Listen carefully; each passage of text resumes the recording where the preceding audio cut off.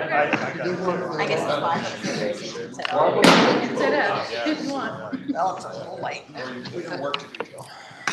Senate will come to order.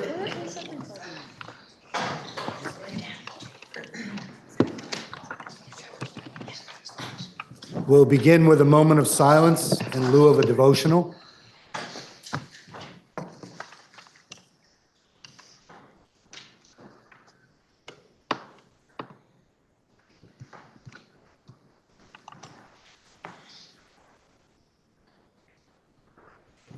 Thank you. Good morning. Good morning. Are there any announcements? Seeing none, that brings us to the orders of the day. We have up for action S71,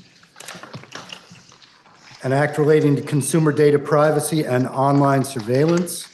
S71 was passed by the House with proposal of amendment. Question is, shall the Senate concur in the House proposal of amendment? And I would recognize the senator from Windham. Thank you, Mr. President, and good morning. The Committee on Institutions brings you this bill as amended by the House. By a vote of the majority of the committee, we support concurrence to that proposal of amendment, excuse me. We support concurrence to the House proposal of amendment. A majority of our committee supports concurrence without further amendment. S71 is a data privacy and online surveillance bill. This is a technical bill establishing a comprehensive regulatory base to protect Vermonters' individual personal data. The impact of consumer technology is both glaringly obvious and intentionally obscured. It would be hard to overstate the reach, influence, and wealth of the companies hosting, processing, and selling our data. We need this bill to protect Vermonters' data and privacy. Our residents are vulnerable to intentional and accidental breaches, and our Vermont businesses need clear and consistent regulations to properly store and use our personal information. We have a long day ahead of us, and I'll get right to the bill and the amendments. The bill includes definitions, applicability, exemptions, consumer personal data rights, duties of controllers and processors, data protection, impact assessments, construction of duties, and enforcement. I'll speak to both the amendments and the underlying bill. Let's start with key definitions, which are in the first section, and this is the first few pages of your calendar. So it starts on 4716, and I won't read all of the definitions. Definitions that were added by the House because they are used in the exemption section are consumer reporting agency, credit union, healthcare facility, hybrid entity, patient identifying information. Definitions that have been added or amended to align with Vermont's age-appropriate design code, which is our KIDS code, include biometric data, de-identified data, derived data, genetic data, identified or identifiable individual, minor, personal data. The exemption section is now I want to go through some of the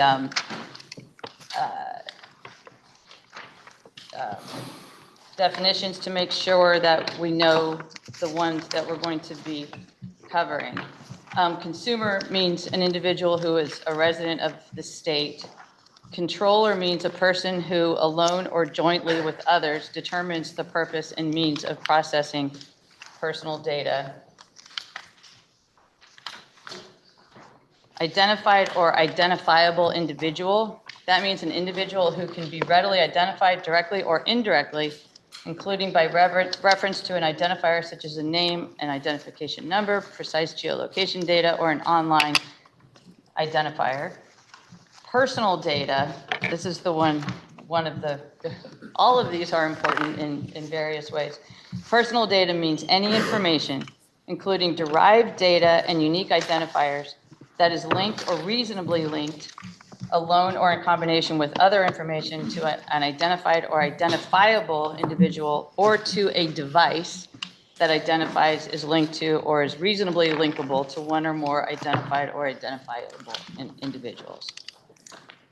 Personal data does not include de-identified data or publicly available information. I want to go to sensitive data, which is on page 4723. Sensitive data is a subset of personal data that includes data revealing racial or ethnic origin, religious beliefs, sex life, sexual orientation, status as non-binary or transgender, or citizenship or immigration status, mental or physical health condition, consumer health data, genetic or biometric data, personal data collected from an individual the controller has actual knowledge or willfully disregards as a child, precise geolocation data, neural data, and then financial data, financial account number, financial account login, credit card, security codes, passwords, or credentials. So I just wanted you to have an idea of what sensitive data is. So that is it for that.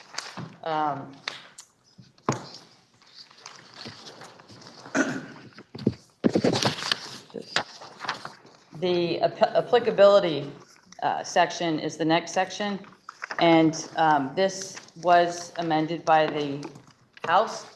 Applicability defines which entities and which and at what levels the entities will need to comply with the regulations. So the thresholds currently apply to a person that conducts business in this state or a person that produces products or services that are targeted to residents of this state. So that is the same as it was in the Senate version. What was changed was the threshold, the first threshold, which says that the person is in the category of being under this regulation if they controlled or processed the personal data of not fewer than 35,000 consumers, excluding personal data controlled or processed slowly or solely for the purpose of completing a payment transaction.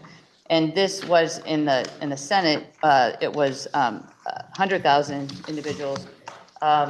This change was made to align with Connecticut. It's preferable to have regulations. It's better for businesses to have regulations that are similar in nearby states.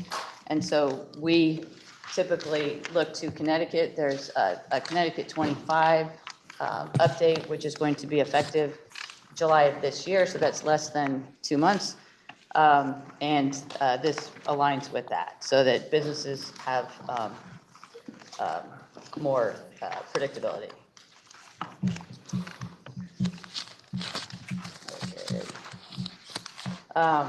So the other areas are not, have not changed.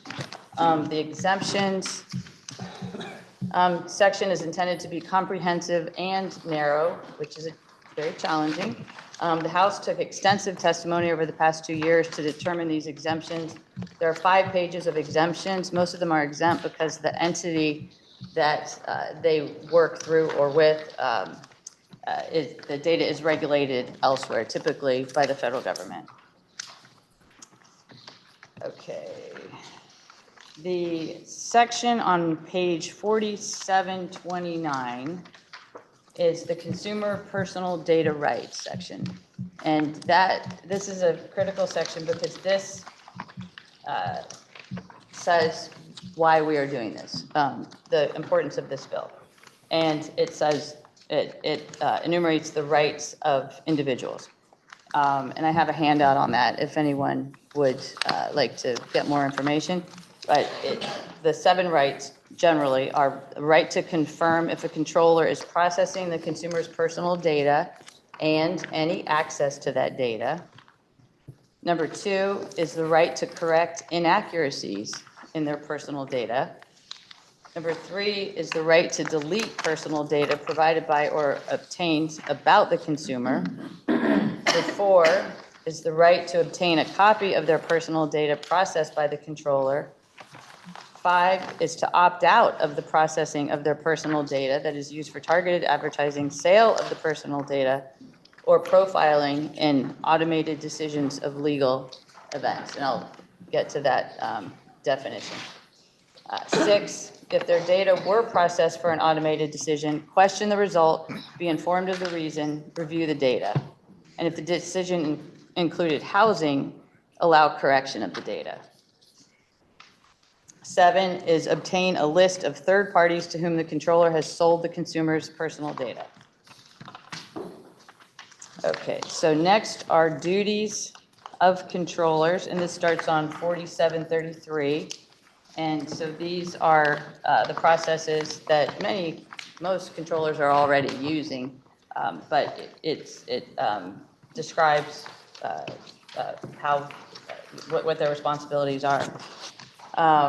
This section largely reflects what was passed in the Senate with a few changes made by the House, accounting for Connecticut's 2025 update and the passage of the Vermont Age Appropriate Design Code. So whenever we can, we are coordinating with Kids Code and other local states. Controllers will be required to limit collecting the personal data of consumers to what is reasonably necessary and proportionate in relation to the purposes for which it is processed. A controller cannot process data for any new material purpose without getting the consumer's consent. Also new is that controllers cannot process or sell the sensitive data of consumers without their consent. If it's the sensitive data of a child, it must be processed in accordance with COPPA, which is a federal regulation, and if applicable, the Vermont Age Appropriate Design Code Act. Controllers must allow consumers to revoke previously provided consent, and they cannot sell the personal data of a minor. This section also includes updates to the privacy policy requirement, including that the controller describes the processing of consumers' data. The House proposal also places more requirements on making the privacy policy more accessible. So that would mean it wouldn't be a 100-page policy, and it would be understandable to residents and to businesses. So processors is the next section, and that section is generally what was passed by the Senate. Data protection and impact assessments. That is on page 4739. And this section also largely reflects what passed in the Senate, with the most notable addition being the requirement of impact assessments for controllers who conduct profiling. These new assessments were included in Connecticut's 2025 update. What this means is that a controller that engages in any profiling for the purposes of making a decision that produces any legal or similarly significant effect concerning a consumer must conduct an impact assessment for the profiling. The Attorney General may require that a controller disclose any data protection or impact assessment that is relevant to an investigation conducted by the Attorney General. De-identified data is the next section on page 4742, and this section was not substantially changed from what passed the Senate. Construction of duties on the next page, 4743. Also largely reflects what passed in the Senate, with the most notable addition being that controllers and processors can process personal data for the purpose of profiling for internal use. So that's an additional ability for them, so long as they follow certain safeguards to keep the data secure. So enforcement. The enforcement section is similar to the version passed by the Senate. The Attorney General will have sole enforcement without a consumer right to civil action. Also, the Attorney General must issue a cure notice in the first year and a half of the bill's effective period if they believe that there is a chance of a cure. The effective date is January 1, 2028. Thank you, Mr. President. I ask the Senate to support concurrence with the bill as it came to us from the House. Thank you, Senator. The question is, shall the Senate concur in the House proposal of amendment? Are you ready for that question? If so, Senator from Chittenden Southeast. Thank you, Mr. President. This is an incredibly consequential bill. We have a long day ahead of us, maybe not, maybe we can condense it in some ways, and I do not want to belabor the discussion on this bill. I believe in many ways this is a good bill, and this is the foundation of good online safety in the state and clear rules of engagement that bring us into a national policy conversation where states are in many ways having to take the lead in the absence of federal coherence.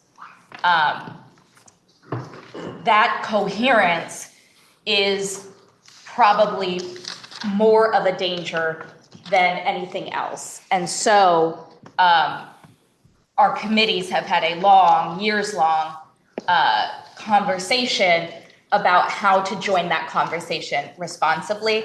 And I think this bill certainly represents that.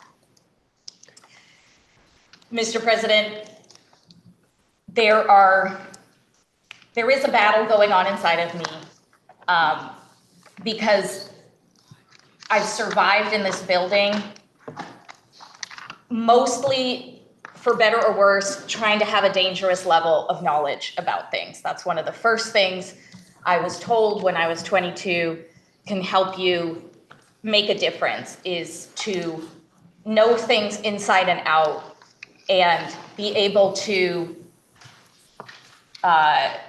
help build trust for your constituents in what we do and instill trust in each other.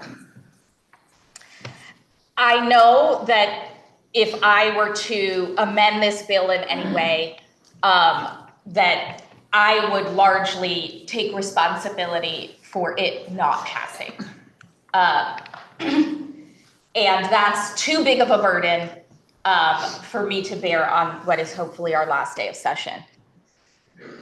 What I don't love for our institution, Mr. President, is if that we believe this bill is so consequential, as I believe it is, if it will touch all of our constituents in one way or another and engender actions on the part of many of our small businesses and many of our nonprofits here in the state of Vermont, we shouldn't have just 3 days in the Senate to look at it. I know that many have done good work outside of our committee rooms and to get this bill to the floor, but our constituents will want to know that we asked every question, that we understood every impact, that we, with many other consequential bills today, looked at fiscal impacts and spreadsheets and understood the universe of who we're impacting and how. And Mr. President, I just don't believe the Senate had a chance to do that. And so instead of having a dangerous level of knowledge about a bill, which I've always strived to have, I feel I'm going home with a dangerous lack of knowledge. And that's something where I don't want to instill panic in my constituents. I don't want to tell my nonprofits that are facing longer lines at the food shelf, that are facing more and more folks who are unhoused, that are stretched incredibly thin.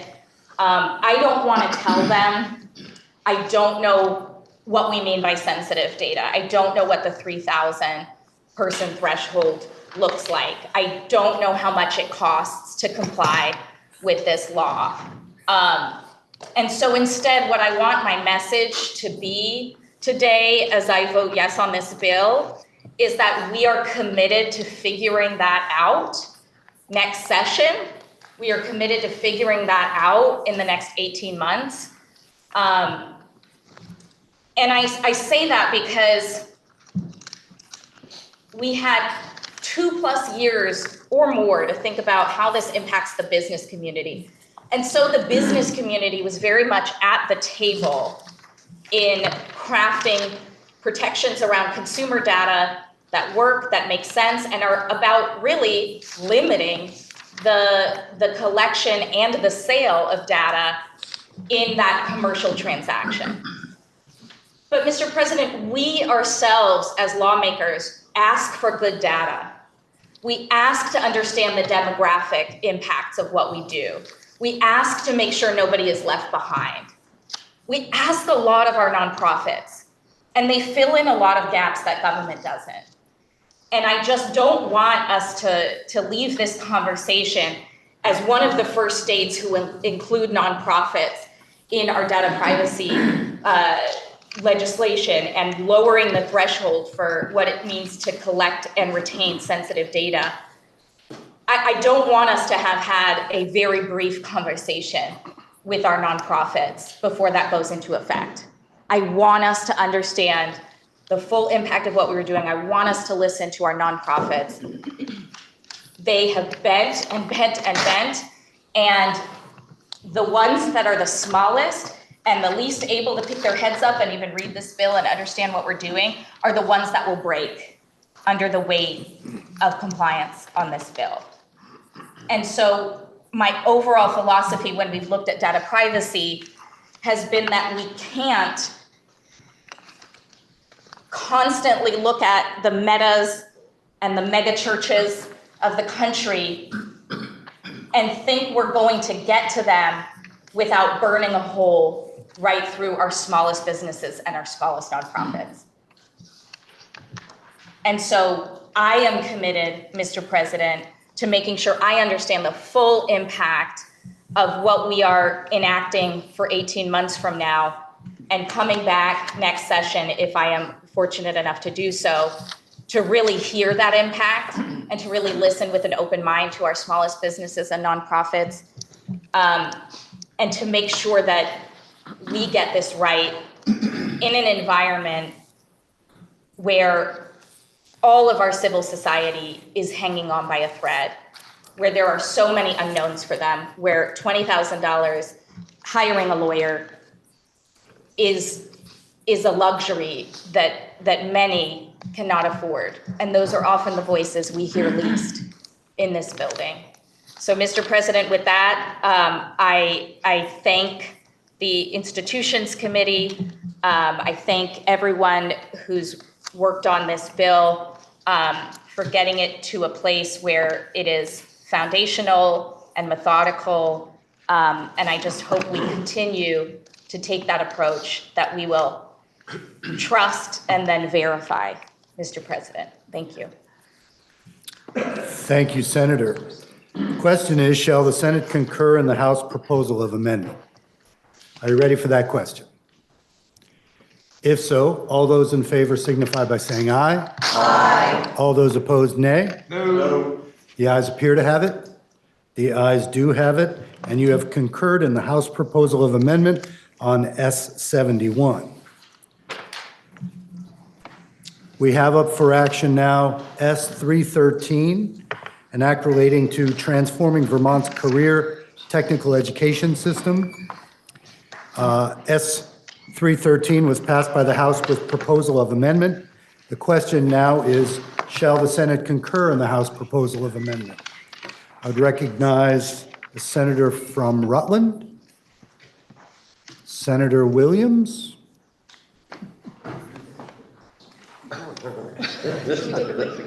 Should we take maybe take a brief recess? We shall take a brief recess.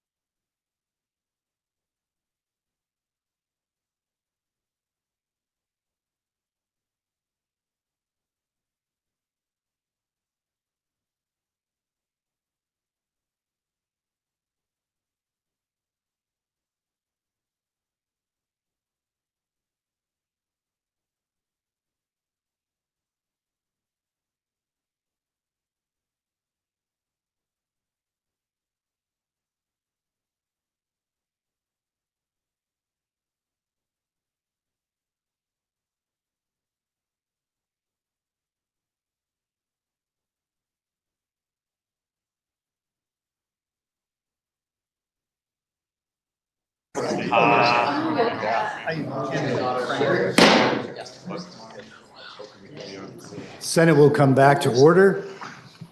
Senator from Chittenden Southeast. Thank you, Mr. President.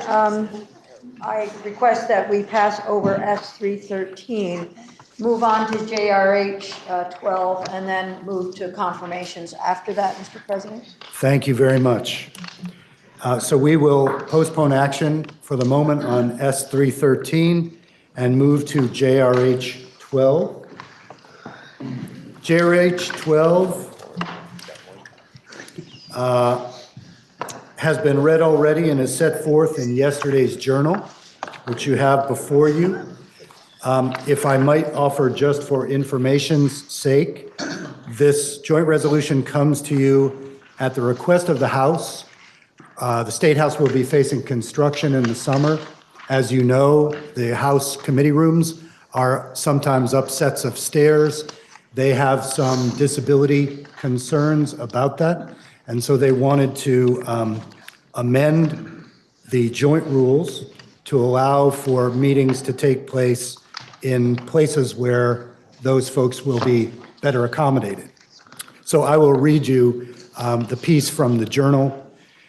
That a member of a joint committee with a disability who is physically present at the site of a joint committee meeting, but who cannot access the joint committee meeting room due to the physical condition of the site, may vote remotely from the site and count toward a committee quorum without using one of the members' remote voting days provided by this resolution for cases in which the joint committee meeting cannot be moved to an accessible on-site location. With that said, the question before you is, shall the Senate adopt a joint House resolution in concurrence? Are you ready for that question? If so, all those in favor signify by saying aye. Aye. All those opposed, nay. The ayes have it, and you have concurred in the joint House resolution. We will turn now to our confirmations, which are set forth in your calendar. And I would go to the senator from Rutland. Thank you, Mr. President. You will soon be receiving a list of the appointments, some of whom are not on the calendar. So the first order of business would be for me to move that the rules be suspended to permit consideration of gubernatorial appointments whose names do not appear in the Senate calendar, and that they be taken up together and without debate, and they be confirmed by the Senate. And if I could, Mr. President, I'd like to read the names and the positions that have been proposed. You may. Thank you. Anik Paul to the Vermont State Housing Authority, Michelle Phelps to the State Labor Relations Board, Heather Furman to the Fish and Wildlife Board, and Gwenna Peter to the Vermont Labor Relations Board. So again, my motion was to take those up together without debate and that they be confirmed by the Senate. Thank you.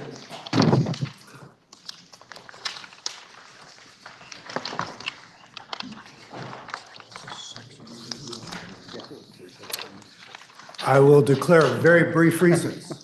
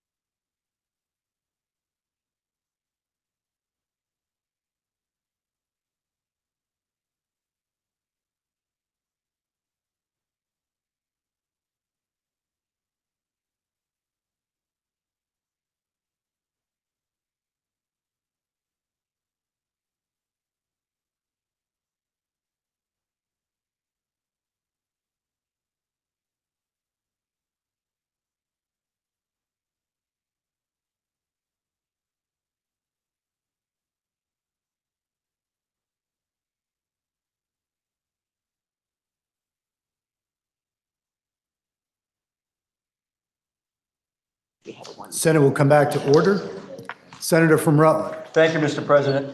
If I could revise my motion, and we will take up one of the names that I read, whose name has not yet reached the Secretary's office, and we will confirm that at a later point today. But that the other three, Anik Paul, Michelle Phelps, and Gwenna Peter, be confirmed. Thank you.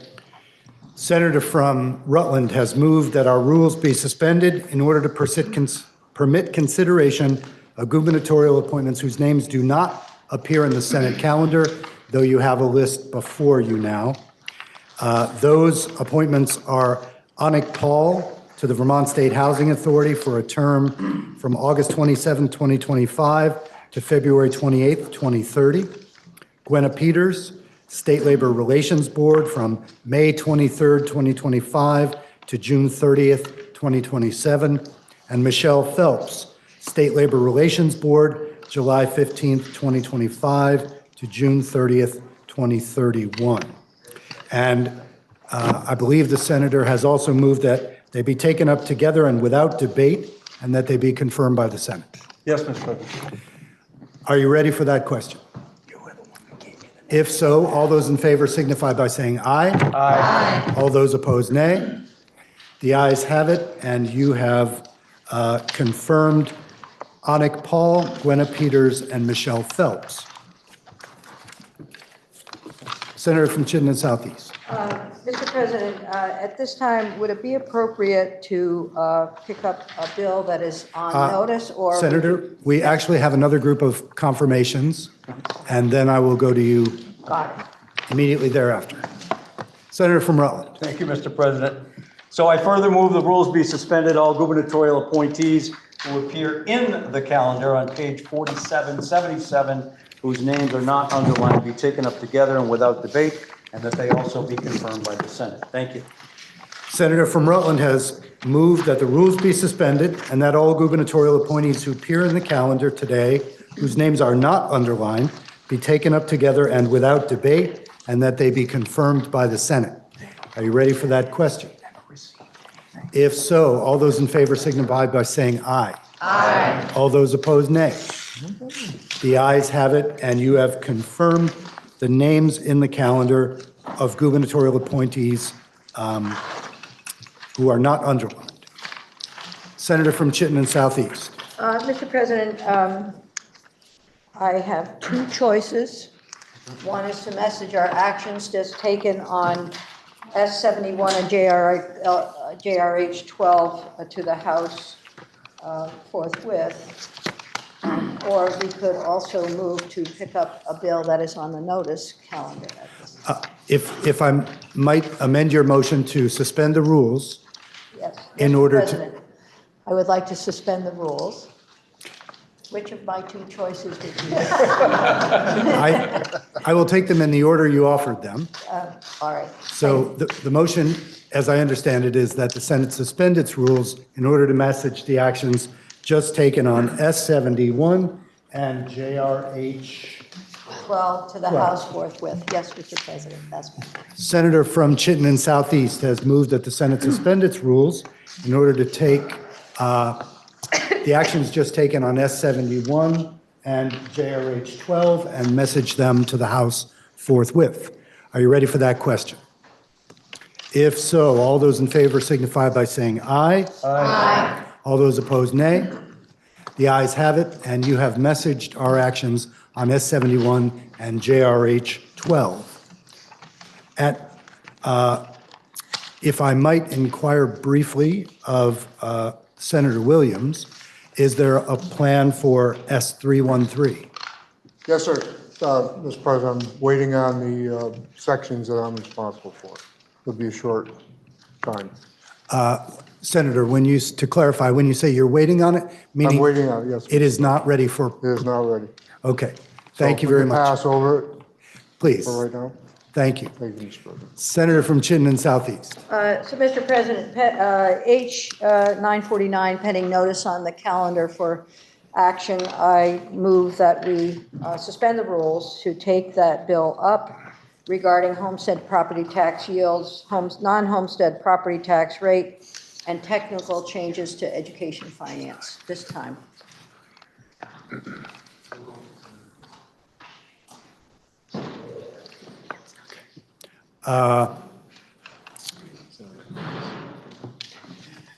Okay.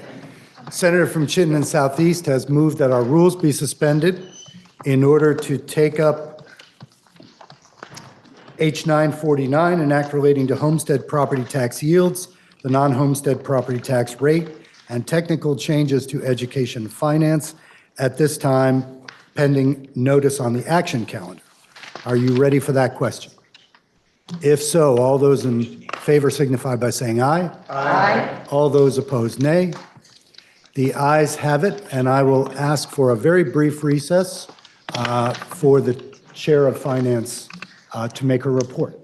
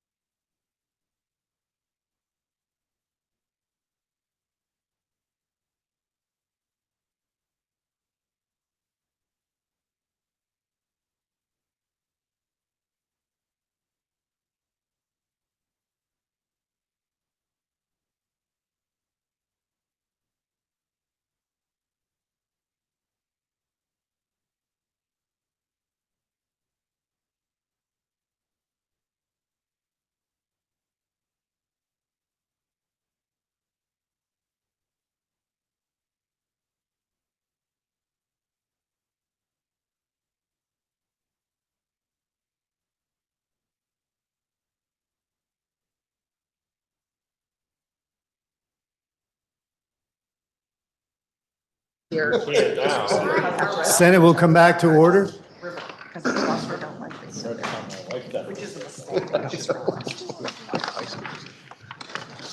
We have before us H 949. Committee of Conference has submitted the report found before you. Question is, shall the Senate accept and adopt the report of the Committee of Conference? I recognize the Senator from Washington District. Thank you, Mr. President. Take a deep breath and separate out. We just signed the miscellaneous tax, and more than ever this year, all the tax bills and the education bill are joined together in different ways. But we have signed and we have reached agreement. Section 1 of the yield bill sets the yield in the yield bill. That was the one section of the bill that wasn't discussed. It's done by arithmetic, and it's set every year, and it's the yield that a penny on the tax rate will raise in each community, and it essentially sets your tax rate. Section 2 is one, especially if you live in Windsor County, I'm sure you've heard about. This bill sets the excess spending threshold, and the goal is to ramp school spending down to the point where it will need to be when the foundation formula goes in. And that endpoint gets a little fuzzy because it will be based on inflation and school spending and will be calculated when we get there. So it's not a set number at this point. But part of, we had excluded bill bonds done before, I believe it was January of 26. And there are several, I think there were 10 or 11 schools. We knew we had one that missed it by a couple days. The original Senate bill excluded all Senate bonding. When we put S220 on, we had excluded all Senate bonding. The bill, as it comes to you now, does exclude all voter-approved bonding before July 1st of this year. So any bond that your schools have voted for, that cost will not be counted in their excess spending calculation. Section 4 is another boilerplate. We transferred $150,576 to the city of Barry for a tax miscalculation overpayment to the Ed Fund. I believe this is in relation to their TIF district. And okay, Section 5 sets the special education sentence grant uniform base amount to the $2,350 for fiscal year 27. Another thing like the yield we do every year, and is uncontroversial. Section 6 and 7, that's where things get a little more interesting. This is the excess spending threshold. And when the bill left here, or S220, they both left, the Senate had ramped things down every year, and we had a series of reasons, you know, that even if your spending went up, you didn't get penalized. What we have settled with the House is we will start the excess spending threshold as of next year, not this year, at 115.5% of that's excess spending. So you're 15.5% above the statewide average. It will ramp down annually by 1, so it'll be 114.5, and then the foundation, there'll be 20, we've done 28, 29, 28, 29, 30, it will go to 13.5 or the foundation formula. And if the foundation formula doesn't go in, it will go to 12.5 and hold. And at that point, we'll be back to square one and back here recalculating. But there's some concern that if the foundation formula doesn't go in, we'll stop that cost savings. Let's see, section 9 through 14, we kept the renter, 1-year renter tax credit that the Senate had put in, and we added the circuit, we increased the circuit breaker. There is a cap on how much money if your income is below, right now it's 47,000, you're limited to a percentage of income you can pay in state and local property taxes. That has been there for 20 years. Inflation and property taxes have gone up. So we have moved that, and then there's caps. We've adjusted that up to 50,000. We've adjusted, there's a cap on how much you can receive, total amount. And we also made adjustments there's other renter credit caps. I think the veterans cap was still there. It reduced your property tax valuation. Most veterans are better off under the Act 60 formula than they are under that. There may be one other that caps that lowers your property, all aimed at doing the same thing. We made all those adjustments.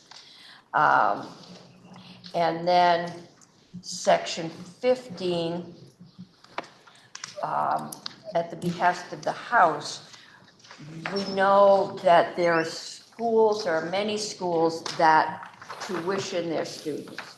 And when you go in to the foundation formula, there's a limit. You can only get the amount of money per student plus the weights is what will go to a receiving school.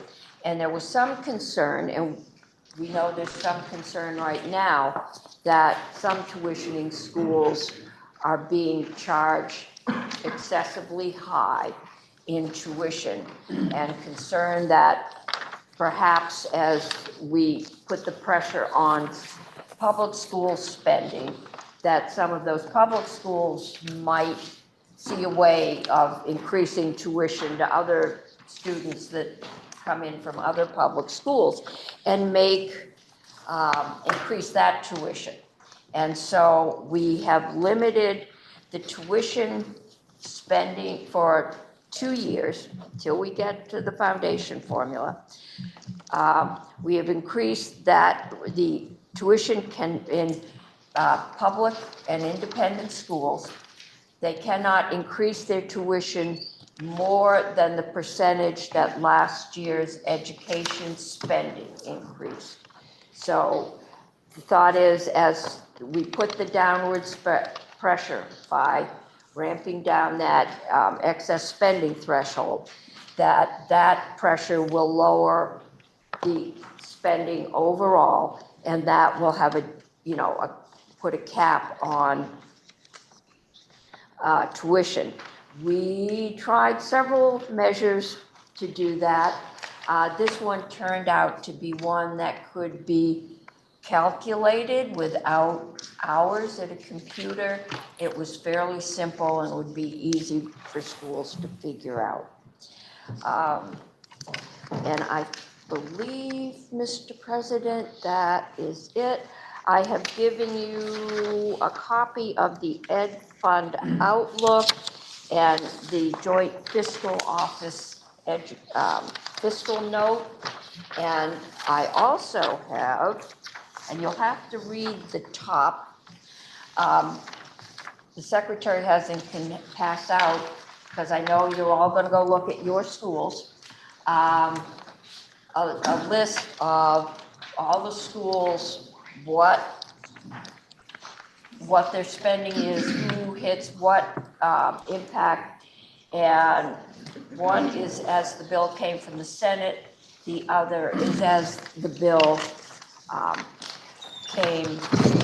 is coming to you from the committee conference. And we hope that this body will concur. Thank you, Senator. Question is, shall the Senate accept and adopt the report of the Committee of Conference? Are you ready for that question? Senator from Windsor. Thank you.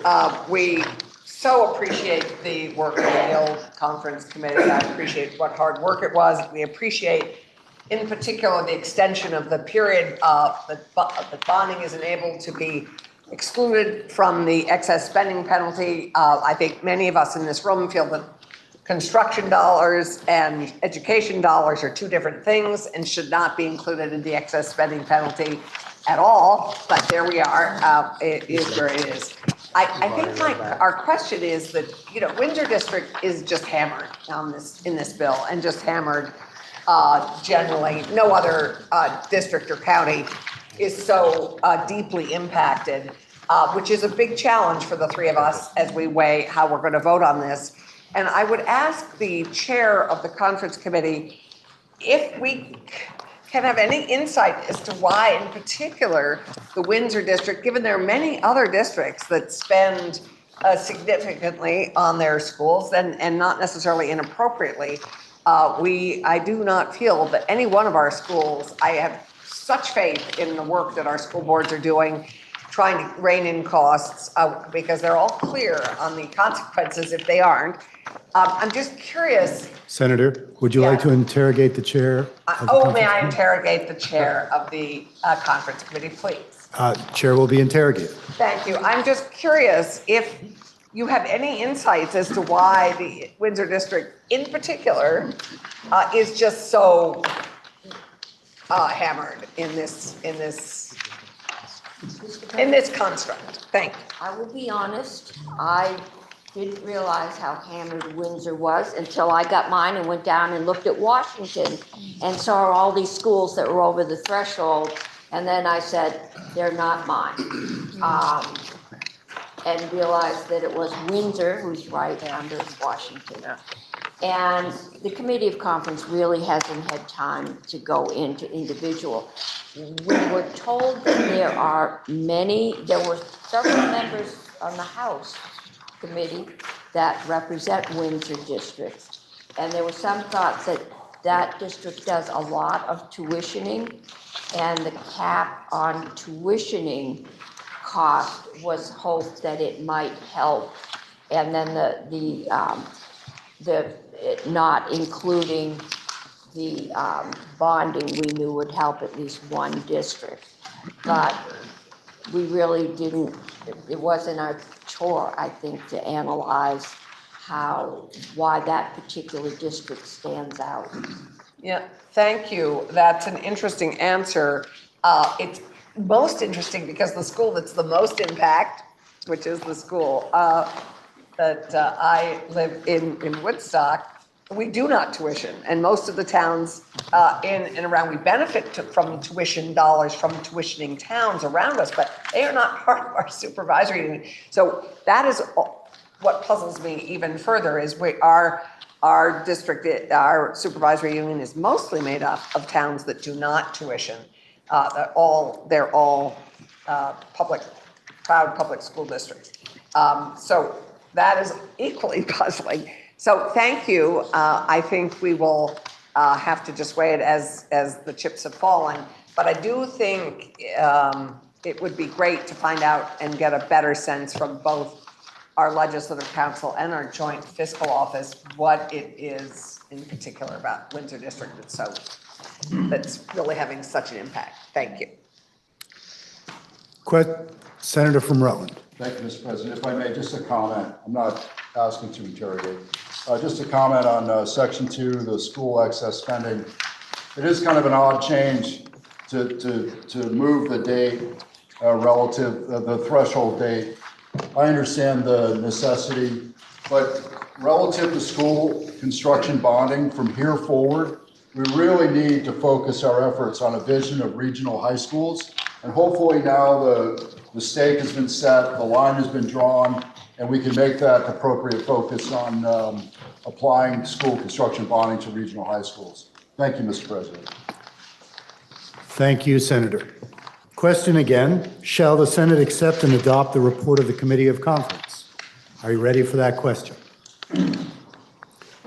If so, all those in favor signify by saying aye. Aye. All those opposed, nay. Nay. The ayes appear to have it. The ayes do have it. And you have accepted the report of the Committee of Conference on H949, an act relating to homestead property tax yields, the non-homestead property tax rate, and technical changes to education finance.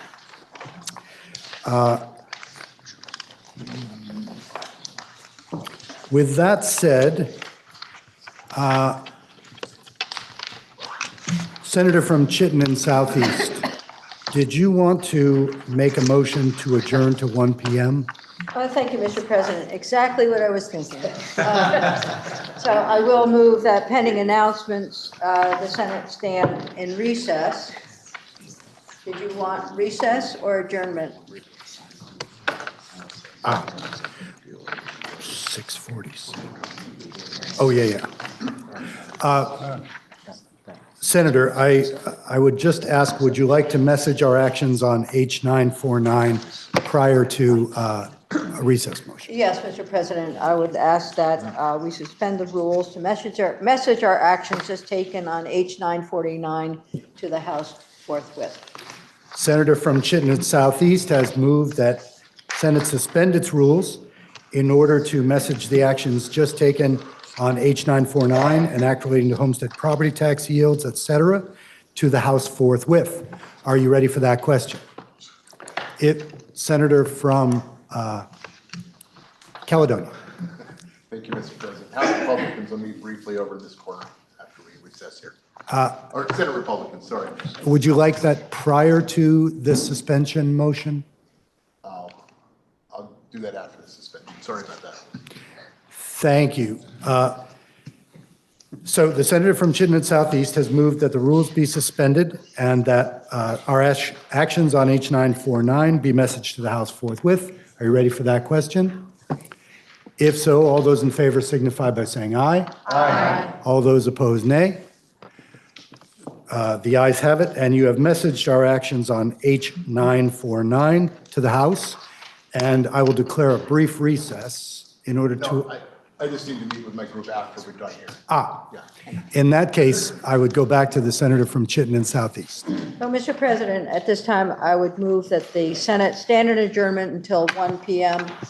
When we come back, Mr. President, we'll be picking up conference committee reports from the education conference and then following that, the budget conference committee. Thank you, Mr. President. Senator from Chittenden Central. Can I make an announcement? Pending, we will say that Senator friendly amendment, pending announcements. Oh, I thought I said that. Thank you, Mr. President.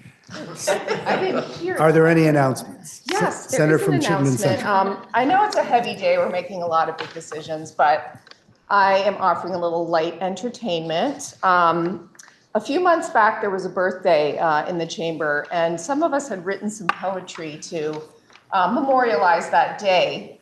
But it ended up being a really long floor session, and we didn't get to do what we wanted to do. So I'm going to offer an ode to Allison Clarkson today. In chambers where the old wood creaks, and with the memory, sorry, let me start over. In chambers where the old wood creaks, with the memory of senators past, and green velvet hangs from on high, you rise, often for a farmer's night reminder or a birthday wish, but at times with the steady gravity of purpose. Your voice carries like a practiced note, clear, intentional, unafraid of its own resonance. Not loud for the sake of noise, but tuned to what must be heard. You understand the stage, the choreography of policy and persuasion, the quiet drama of a well-placed word. but you never mistake performance for truth. For you know what others sometimes forget. A prima donna thinks she's special. A diva knows that she's divine. And divinity, in your case, is not ego, it's community. The rehearsal of listening and responding, the courage to hold the line when it would be easier to bend. Can't look at her anymore. But much more than that, you open doors with the warmth and pizzazz of a grande dame. A smile, a word, a gesture that says, stay. You make the room larger by just being in it. You make strangers feel expected, colleagues feel seen, and community feel like something that we can all actually hold. There's a jolly warmth to you, Allison, not frivolous but generous, the kind that eases tension and reminds us why we gather. And yes, there's pizzazz, a spark that catches the air, a sense that the work, while serious, doesn't need to be drab.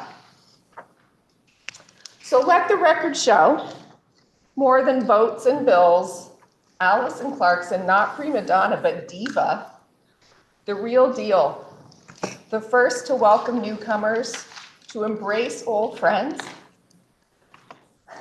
leaning in to understand and always, always adding color, music, and pizzazz to these hollowed halls.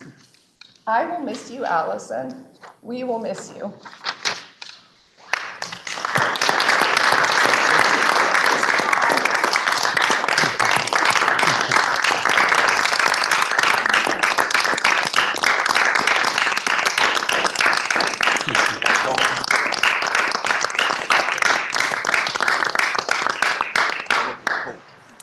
Thank you, Senator. That was a lovely tribute to a lovely senator. Senator from Rutland. Thank you, Mr. President. May I move to memorialize the remarks from the Senator from Chittenden in the Journal? If the senator from Chittenden Southeast withdraws her motion. Thank you, Mr. President. I was going to withdraw my motion and make the same motion, so thank you. Now, Senator from Rutland. Thank you, Mr. President. May I move to memorialize the remarks from Senator of Chittenden, from the senator from Chittenden regarding the senator from Windsor. Thank you, Mr. President. Senator from Rutland has moved that the Senate suspend its rules in order to, that the remarks of the senator from Chittenden Central be journalized. Are you ready for that question?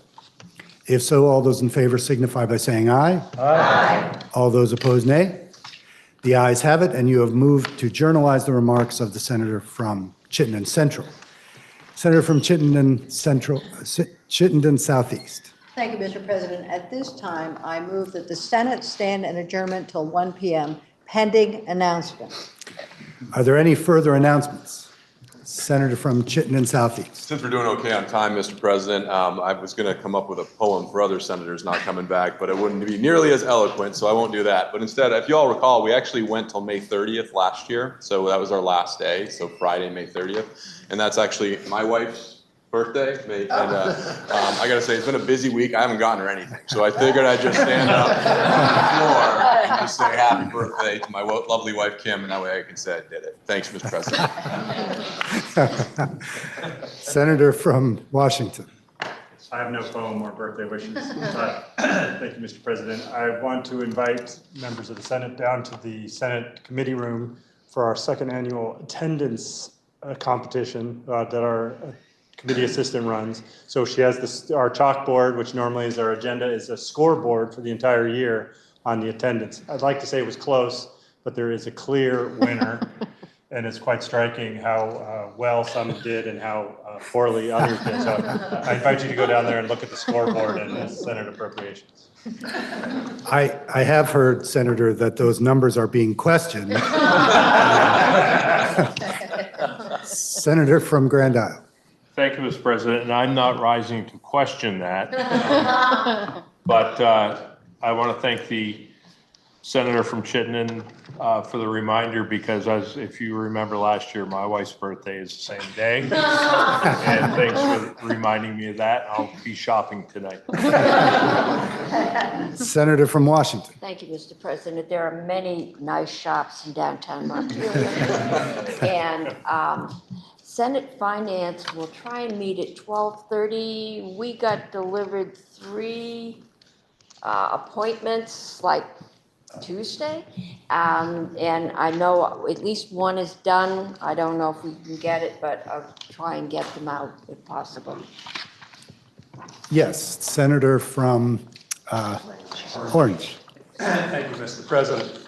As the new guy in the Senate, I just wanted to express my thanks to all of my fellow senators for the welcome that you gave me and all the support over the course of this session, and especially to all of my committee members who helped me through and explain what we were doing each and every day. So thank you very much.